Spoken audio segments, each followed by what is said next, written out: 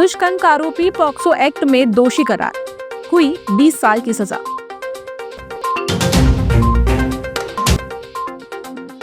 तीसरी बार बढ़े ईंधन के दाम, 10 दिनों में पेट्रोल डीजल 5 रुपए महंगे।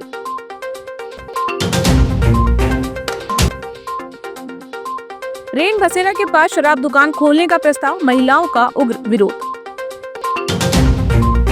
नाबालिग के साथ दुष्कर्म के मामले में विशेष न्यायालय पॉक्सो एक्ट ने सख्त फैसला सुनाते हुए आरोपी को 20 वर्ष के कठोर कारावास और 5,000 रुपए के अर्थदंड से दंडित किया है। ये फैसला विशेष न्यायाधीश गौतम सिंह मरकाम द्वारा सुनाया गया। थाना कोतवाली में दर्ज अपराध में आरोपी पीयूष 18 वर्ष निवासी मरारी मोहल्ला वार्ड नंबर 8 बालाघाट में पॉक्सो एक्ट की धारा 3/4 के अंतर्गत दोषी पाया गया। अभियोजन की ओर से विशेष लोक अभियोजक आरती कपले ने पैरवी की, जो सहायक संचालक कपिल कुमार डहरिया के मार्गदर्शन में की गई। लगातार बढ़ती महंगाई के बीच पेट्रोल, डीजल और सीएनजी की कीमतों में हो रही बढ़ोतरी ने आम जनता की मुश्किलें और बढ़ा दी हैं। महज 10 दिनों में तीसरी बार ईंधन के दाम बढ़ने से लोगों का मासिक बजट पूरी तरह बिगड़ गया है। शनिवार सुबह फिर पेट्रोल और डीजल की कीमतों में इजाफा किया गया। नई दरों के अनुसार पेट्रोल 87 पैसे महंगा होकर 113 रुपए 16 पैसे प्रति लीटर और डीजल 91 पैसे बढ़कर 98 रुपए 35 पैसे प्रति लीटर पहुंच गया है। इससे पहले 15 मई को पेट्रोल डीजल के दामों में 3-3 रुपए की बढ़ोतरी की गई थी, जबकि 19 मई को भी कीमतों में बढ़ोतरी हुई थी। लगातार बढ़ रहे ईंधन के दामों का असर अब आम लोगों को रोजमर्रा की जरूरतों पर साफ दिखने लगा है। स्थानीय लोगों का कहना है कि पेट्रोल डीजल महंगा होने से परिवहन खर्च बढ़ गया है, जिससे सब्जी, राशन और अन्य जरूरी सामान भी महंगे हो रहे हैं। गरीब और मध्यम वर्गीय परिवार सबसे ज्यादा प्रभावित नजर आ रहे हैं। युद्ध के पहले क्रूड ऑयल की कीमत अंतर्राष्ट्रीय बाजार में कम हुई थी। जब सरकार ने जनता के लिए तेल की कीमतें कम नहीं की, किंतु आज तेल की कीमतें दिन व प्रतिदिन बढ़ाई जा रही है। सरकार को एक साथ इकट्ठे कीमत बढ़ानी चाहिए। प्रतिदिन कीमत बढ़ाकर आम जनता को धीमे जहर की तरह महंगाई की मार दी जा रही है। इस सरकार के इस महंगाई के हम कड़ी शब्दों में निंदा करते हैं और अपील करते हैं कि जनता को राहत देने का काम करे और पेट्रोल और डीजल की कीमतों में जो निरंतर बढ़ोतरी हो रही है उस पर लगाम लगाए। नगर के वार्ड नंबर 12 बूढ़ी स्थित शराब दुकान को हटाने की मांग को लेकर लंबे समय से आंदोलन कर रही महिलाओं का विरोध अब नए प्रस्तावित स्थान को लेकर भी तेज हो गया है। जानकारी के अनुसार शराब दुकान को सिविल लाइन स्थित रेन बसेरा के पास शिफ्ट करने की तैयारी की जा रही थी, जिसका स्थानीय महिलाओं ने कड़ा विरोध किया है। शनिवार को बड़ी संख्या में महिलाएं रेन बसेरा क्षेत्र में एकत्रित हुई और प्रस्तावित स्थल पर पहुंचकर प्रशासन के खिलाफ जमकर नारेबाजी की। महिलाओं ने चेतावनी दी है कि किसी भी हालत में यहाँ शराब दुकान नहीं खुलने दी जाएगी।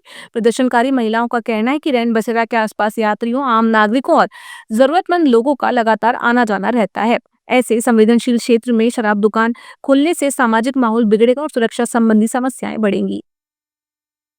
हमको यहाँ पता चला कि दारू भट्टी खुलने वाली है, लेकिन अभी इंजीनियर के नगर पालिका के इंजीनियर द्वारा पता चला कि आश्वासन दिया गया हमको कि दारू भट्टी नहीं खुलेगी। अगर भविष्य में यहाँ दारू भट्टी खुलती है तो हम ये सब वार्ड की महिलाएं यहाँ दारू भट्टी खुलने नहीं देंगे, क्योंकि इससे बहुत बुरा प्रभाव हमारे बच्चों पर पड़ रहा है। क्योंकि हमारे बच्चे यहाँ आते हैं, खेलते हैं और आना लगा रहता है सब स्कूल के बच्चों का।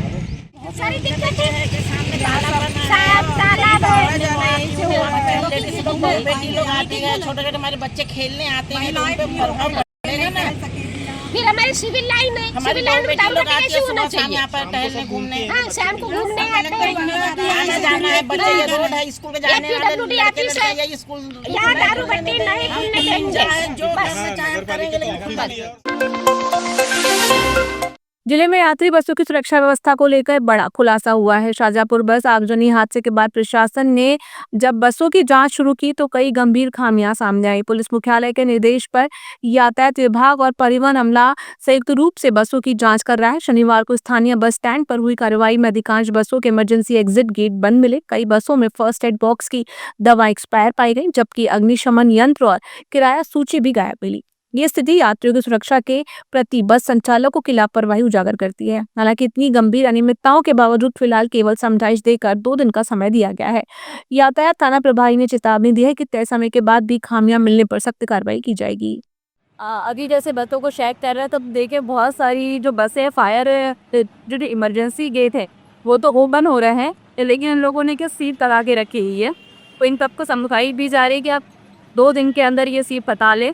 जो इमरजेंसी आपका गेट है वो प्रॉपर सिलना चाहिए, वहाँ पे कोई सीट नहीं होना चाहिए। कभी यदि कोई ऐसी अप्रिय घटना ना हो जाए, उसको देखते हुए कि कभी ऐसी स्थिति आए तो यात्रियों को सुरक्षा बाहर निकलने के लिए इंडिकेट होना चाहिए। बालाघाट जिले के लालबरा विकास खंड के ग्राम कनकी में कलेक्टर मृणाल मीणा ने रात्रिकालीन चौपाल लगाकर ग्रामीणों की समस्याएं सुनी। सरपंच दुर्गा प्रसाद पगरवार ने बिजली सप्लाई, नल जल योजना, नहर सफाई और रेत उपलब्धता की समस्याएं उठाई। कलेक्टर ने संबंधित विभागों को मौके पर ही त्वरित निराकरण के निर्देश दिए। विद्युत विभाग ने 15 दिनों में बिजली समस्या दूर करने का आश्वासन दिया, जबकि पीएचई विभाग को पेयजल व्यवस्था सुधारने और सिंचाई विभाग को नहरों की सफाई कराने के निर्देश दिए गए। जिला मुख्यालय के अम्बेडकर चौक में चौपहिया वाहन की टक्कर से बाइक सवार दंपत्ति घायल हो गए, जिन्हें उपचार के लिए जिला अस्पताल में भर्ती कराया गया। मामला संबंध में बताया गया है कि शनिवार की शाम करीब 4 बजे घनश्याम हरदे 40 वर्ष निवासी करवाही बेहर अपनी पत्नी सुशीला हरदे 35 वर्ष के साथ बाइक से उपचार कराने बालाघाट रेलवे स्टेशन रोड में स्थित निजी अस्पताल में आए थे, जो इलाज कराने के बाद सोनोग्राफी कराने जा रहे थे कि अम्बेडकर चौक समीप एक चौपहिया वाहन चालक ने पीछे से बाइक को टक्कर मार दी, जिससे बाइक सवार दंपत्ति नीचे गिर गए, जिन्हें चोट आने पर तत्काल एम्बुलेंस की मदद से जिला अस्पताल लाया गया। चरेगांव क्षेत्र अंतर्गत दुरेंदा, खामी और मोहगांव गांवों में किसानों के लिए बनाई जा रही सिंचाई बिजली लाइन चोरी का शिकार हो गई है। प्रशासन और विद्युत विभाग द्वारा खेतों तक बिजली पहुंचाने के लिए नए पोल और तार लगाए जा रहे थे। इसी दौरान अज्ञात चोरों ने रात में कटर मशीन से करीब आधा किलोमीटर लंबी नई विद्युत लाइन काटकर चोरी कर ली। सुबह खेतों की ओर जा रहे ग्रामीणों और किसानों ने जब पोलों से तार गायब देखे तो हड़कंप मच गया। किसानों का कहना है कि सिंचाई सुविधा शुरू होने से पहले ही बदमाशों ने बड़ा नुकसान पहुंचाया है। ग्रामीणों ने प्रशासन से मांग की कि आरोपियों की जल्द पहचान कर सख्त कार्रवाई की जाए, खेतों तक दोबारा बिजली लाइन बिछाकर बिजली व्यवस्था जल्द बहाल की जाए। शासन की योजना द्वारा जो ये किसानों के लिए लाइन गई थी, जिससे किसानों को कनेक्शन मिलता, बिजली मिलती, इसे चोरों ने रातों रात चोरी कर लिया। तो मेरा यही कहना है कि इस चोरी पर प्रशासन द्वारा उचित कार्रवाई हो। से किसान को जो बिजली पहुंचाने का कार्य समस्त जिले में किया गया है। लगभग 500 करोड़ की ये योजना है और लगातार पिछले 3-4 वर्षों से ये कार्य चल रहा है। कार्य कछुआ चाल से चल रहा है, क्योंकि कोई सुरक्षा नहीं। कभी मुझे तो लग रहा है आज केबल चोरी हुई है, कल ट्रांसफार्मर उड़ा के ना ले जाएँ, डीपी उड़ा के ना ले जाएँ, ड्यूज उड़ा के ना ले जाएँ। इसको तत्काल रूप से अगर ये कार्य संपन्न हो जाता, करंट अगर तार में आ जाता, ये घटना नहीं घटती। बेरोजगारी इतनी है कि आज चोर, जो युवक हैं वो चोर बन गए।